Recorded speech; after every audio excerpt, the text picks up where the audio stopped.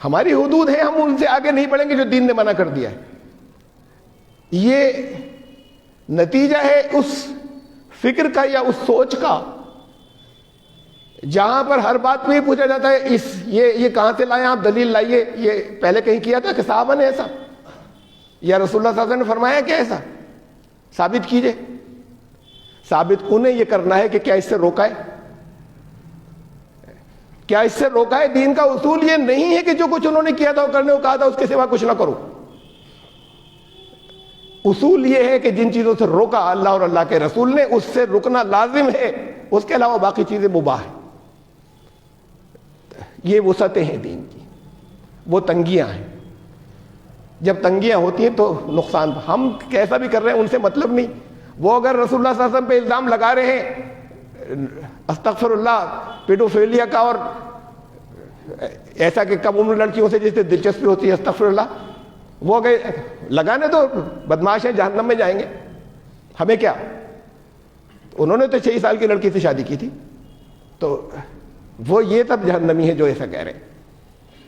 بھئی آپ الگ رہیں, اپنا کرتے رہیں, اپنی نمازیں پابندی سے پڑھتے رہیں, یہ کافی نہیں ہے. آپ کو پہنچنا ہے, ان کی غلط فہمیاں دور کرنی ہے, ان سے بات کرنی ہے, انہیں سمجھانا ہے. اور سمجھانے کے لیے کوئی نقلی چیزیں نہیں لانی ہیں, آرٹیفیشل نہیں لانی ہے, جھوٹی نہیں لانی ہے. اور ہمارے دین میں ایسی چیزیں نہیں ہوں گی کہ ہمیں جھوٹی لانی پڑے. تو بہرحال جس نے کسی حدیث میں اس پر کلچرل جو گیو اینڈ ٹیک ہوتا ہے, جو انفلوئنسز ہوتے ہیں, میں اس کی بات کر رہا تھا, علاقائی ایریا کلچر. اب جس نے کسی کی مشابہت اختیار کی, پینٹ شرٹ پہن لیا, ٹائی لگا لی, کسی نے بال ویسے بنا لیے جیسے یہاں پر نہیں ہوتے. بتائیے کتنے لوگوں کے پٹھے بال ہیں رسول اللہ صلی اللہ علیہ وسلم کی طرح. ہمارے ہے بہت سو کے, لیکن کتنی بڑی تعداد ہے اہل علم کی جن کے نہیں ہوں گے کہ رسول اللہ صلی اللہ علیہ وسلم کی طرح. کیا انہوں نے کبھی پیجامہ پہنا تھا, کرتا پیجامہ, شیروانی؟ الگ لباس تھا ایک, اس کی اپنی حدود ہیں. ساتر ہونا چاہیے, سطر ڈھکنا چاہیے, اس کو پہننے کے بعد غرور اور تکبر کا احساس نہ ہو. لباس ایسا ہونا چاہیے جو اصول بتائے ہیں اسلام نے.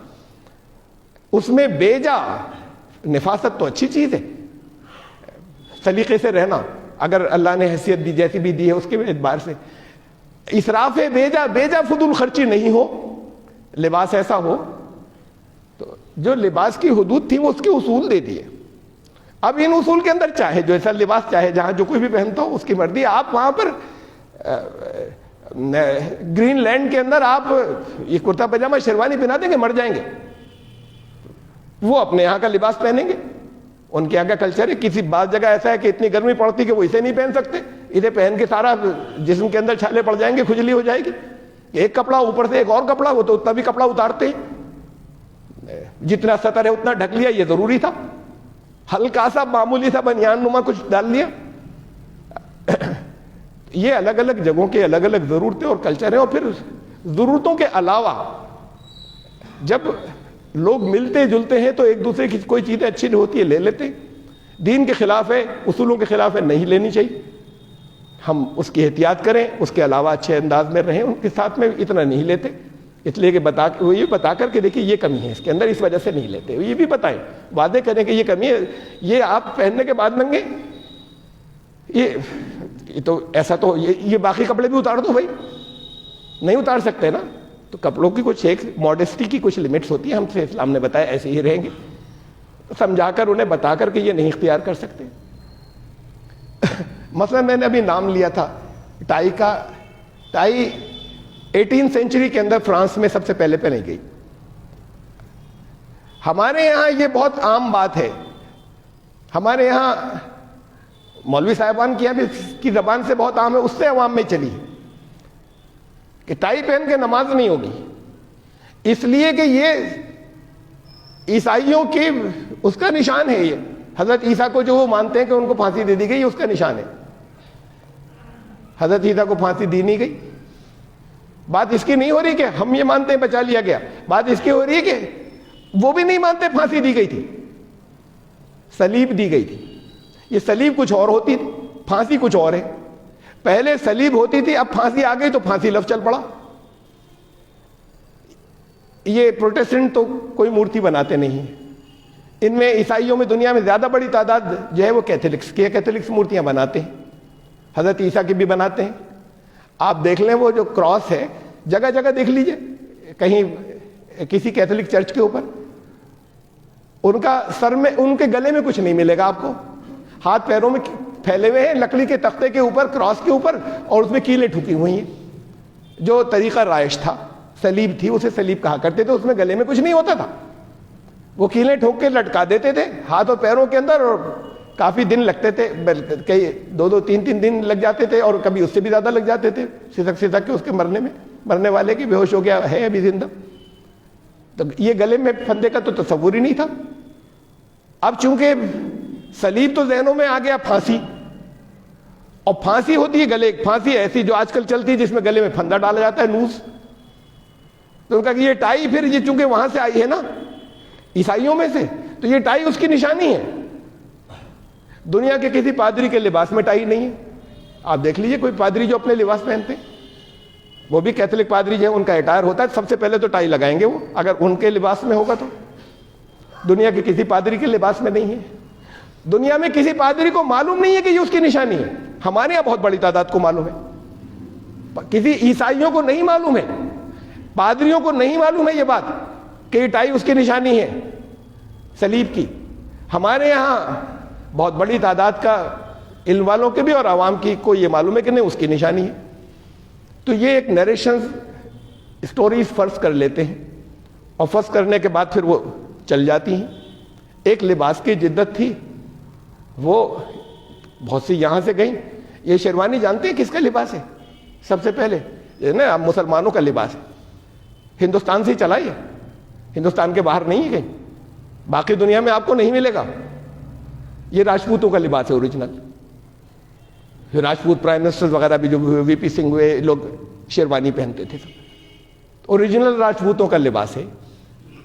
کلچرل انفلوئنس ہے, آیا لیا, اچھا ہے, بہت ضرور پہنیے, ساتر لباس ہے.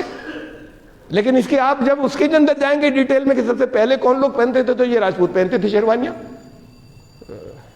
یہ کلچرل انفلوئنس, اس سے اسلام نہیں روکتا کسی جگہ. ایسی اور بہت سی چیزیں کلچرل انفلوئنس کی, میں سب کی مثالیں یہاں پر نہیں رکھ رہا. میں اس حدیث پر آ رہا ہوں جس نے کسی کی مشابہت اختیار کی وہ انہی میں سے ہوا. یہ ایک حدیث کا ایک ٹکڑا ہے آخر کا, اس ٹکڑے کو نکال کر سب جگہ اپلائی کرنا شروع کر دیا. اس کا ایک خاص مفہوم تھا. پوری حدیث سن لیجئے. رسول اللہ صلی اللہ علیہ وسلم نے فرمایا کہ بعثت بین یدی الساعۃ مع السیف, میری بعثت ہوئی اور مجھے بھیجا گیا قیامت سے پہلے تلوار کے ساتھ میں. اور اس کے آگے فرمایا کہ پھر میرے لیے جو نیزوں کے سائے کے اندر, میرے لیے نیزوں کے سائے کے اندر میرا رزق رکھ دیا گیا. وجعل رزقی تحت ظل رمحی, نیزے کے سائے کے اندر میری روزی رکھ دی گئی. اس کے آگے فرمایا کہ پھر جو کوئی بھی میری مخالفت کرے, میرے خلاف کھڑا ہو, اس کے لیے ذلت طے کر دی گئی, ذلت اور رسوائی طے کر دی گئی. اس کے بعد پھر یہ ہے جس نے کسی کی مشابہت اختیار کی وہ انہی میں سے ہوگا. یہ پوری ہے. یہ ایک مخصوص پس منظر ہے ایک جو کچھ جنگی اصولوں کا. آخر کے حصے کے اندر یہ اجازت دی گئی کہ تمہارے جنگیں ہوں گی تو تم جنگیں بھی کرنا. مال غنیمت حلال کیا گیا. یہ کہا کہ میری روزی نیزوں کے سائے میں کر دی گئی. کیا نیزوں سے روزی کماتے تھے خالی؟ مال غنیمت حلال کر دیا گیا. ایک چیز یہ آگے ابو داؤد کی حدیث ہے. میں تو یہ کر کے کہہ رہا ہوں, بعض لوگ اسے صحیح کہتے ہیں, بعض لوگ ضعیف کہتے ہیں, بعض لوگ غلط کہتے ہیں. میں اس میں نہیں جا رہا, صحیح مان کر چلے. ہم اس بحث میں ٹیکنیکل نہیں جا رہا. اسے غلط بھی کہتے ہیں, اسے ضعیف بھی کہتے ہیں, ہم اسے صحیح مان کر چلیں. تو ایک پس منظر ہے جنگی آخری اس کے لیے, قوم کے لیے. اس میں پھر بعد میں اس کی آیا کہ پھر جو میری مخالفت کرے اس کے لیے ذلت اور رسوائی لکھ دی گئی. وجعلت الذلت, ذلت اور رسوائی لکھ دی گئی اس کے لیے من خالف امری, جس نے بھی میری مخالفت کی. اب جس نے تشبہ اختیار کیا گیا وہ انہی میں سے ہوگا. میدان جنگ میں اگر کوئی ان سے ملتا جلتا ہوا آئے گا نظر آئے گا انہی کا مانا جائے گا. یہ پورے ٹکڑے میں لے وہاں سے نکالا اور جہاں ہر جگہ اپلائی کر لیا ہے اس کو. اسلام کے جو رابطے ہیں, جو رابطے ہونے ضروری تھے, اسے روکنے کے لیے استعمال کرنا شروع کر دیا. میدان جنگ کے اندر اصول میں آپ کو قرآن سے تائید بتاؤں. قرآن نے کہا کہ میں یہاں پہلے بھی حوالہ دے چکا ہوں, حدیبیہ کے موقع پر سن 6 ہجری میں جب رسول اللہ صلی اللہ علیہ وسلم اور صحابہ سے کہا گیا اب یہاں سے واپس جاؤ,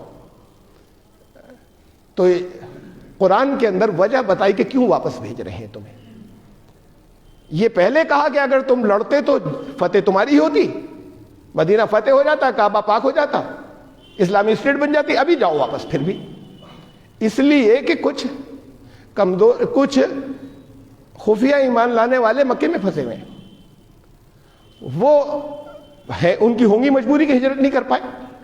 اللہ جانتا ہے. کہا کہ نبی تم نہیں جانتے اسے, وَلَوْلَا رِجَالٌ مُؤْمِنُونَ وَنِسَاءٌ مُؤْمِنَاتٌ لَمْ تَعْلَمُوهُمْ, اگر نہیں ہوتے کچھ مرد اور عورتیں مکے میں پھنسے ہوئے, نبی تم جانتے نہیں انہیں.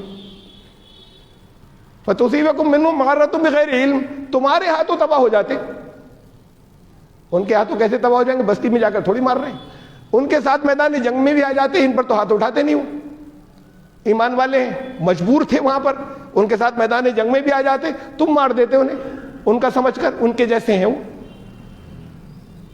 تو کہا کہ لو تزینوا لعذبنا الذین کفروا منہم عذابا الیم, اگر یہ ٹل جاتے نا تو پھر سخت ان کے ساتھ بڑی ذلت میں شکست ہوتی ہے, بڑا دردناک عذاب دیتے ہم یہیں پر.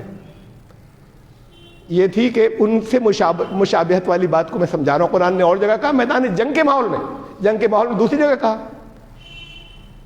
یا ایھا الذین آمنوا اذا ضربتم فی الارض, ایمان لانے والوں جب نکلو نا جنگ کے میدان میں, تو جو تمہیں کوئی اگر سلام کرے اسے یہ مت کہنا کہ تم, ہم تو نہیں مانتے تم ایمان والے ہو. جنگ کے میدان میں یہ پہلی بات ہے. پہلے یہ آ گیا کہ جنگ کے میدان میں جب نکلیں, من القا الیکم السلام لست مؤمنا, جو تمہیں سلام کرے مومن مان لینا. کہیں تمہارے ہاتھ سے مارا جائے اور سچ مچ مومن نکلے, وہاں اتنے گڈمٹ میں پہچانیں نہیں ہو رہی. تو کہا کہ اس نے ایک آئیڈینٹی بتائی نا, پہچان, اس پہچان کو مان لینا. اس لیے کہ پہچانیں جب جنگ کے میدان میں نہیں ہوگی تو پھر تمہارے ہاتھوں جو ہے وہ اپنے چلے جائیں گے, اصل میں تمہارے ہیں. یہ پہچانے ضروری ہیں.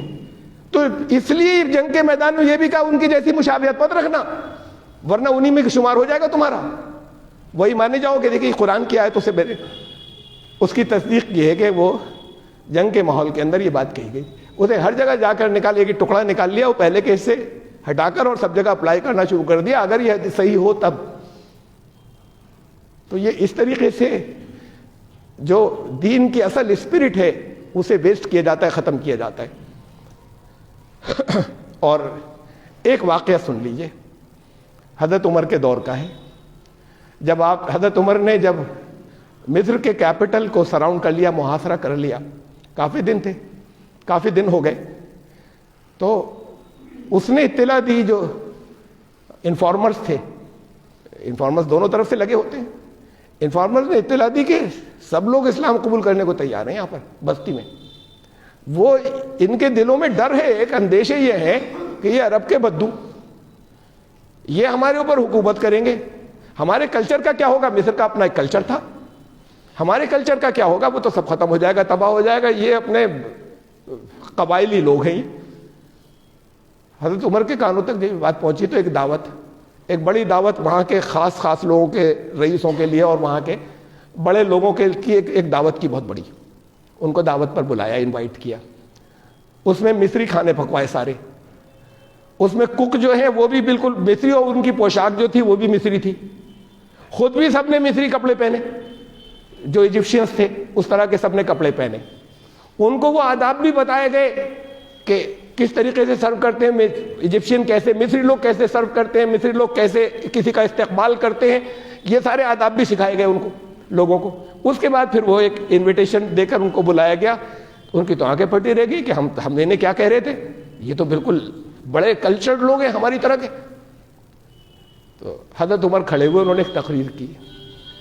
اس تقریر کے اندر انہوں نے یہ کہا کہ مصر کے لوگوں، جب ہم تمہارے ساتھ ہوں گے، تمہارے یہاں آئیں گے، تو تم ہمیں ایسے ہی پاؤ گے جیسا تم اب دیکھ رہے ہو. جب کبھی ہم ڈیزرٹ یا صحرا میں ہوں گے تو تم ہمیں ویسا پاؤ گے جیسا تم نے سن رکھا ہے ہمارے بارے میں. اور اگر کہیں جنگ ہو گئی تم سے تو میدان جنگ میں تم ہمیں جو پاؤ گے وہ پھر تم دیکھو گے میدان جنگ کے اندر، وہ بالکل الگ ہے. تو یہ حضرت عمر نے وہاں پر یہ رکھا گیا، یہ کلچرل، اس پورے کلچر کو لینے کے بعد رکھا، اور پھر سارے ان لوگوں نے اس کے محاصرہ اپنا توڑ دیا اور ان کو جو ہے وہ قبول کر لیا لوگوں نے. اسلام تو وہ پہلے ہی پسند کر رہے تھے. رابطے ایسے ہوتے ہیں. ہمیں دین کی حدود معلوم ہونا چاہیے صحیح اسلام سے، یہ افواہوں سے نہیں، ٹکڑے نکال کر جو چیزیں پھیلائی جاتی ہیں ان سے نہیں. اور دین کی وسعتیں، پہلی بات تو مزاج دین کی وسعتوں کا ہو کہ دین بنیادی طور پر وسعتوں کا ہے، خوب پھیلو.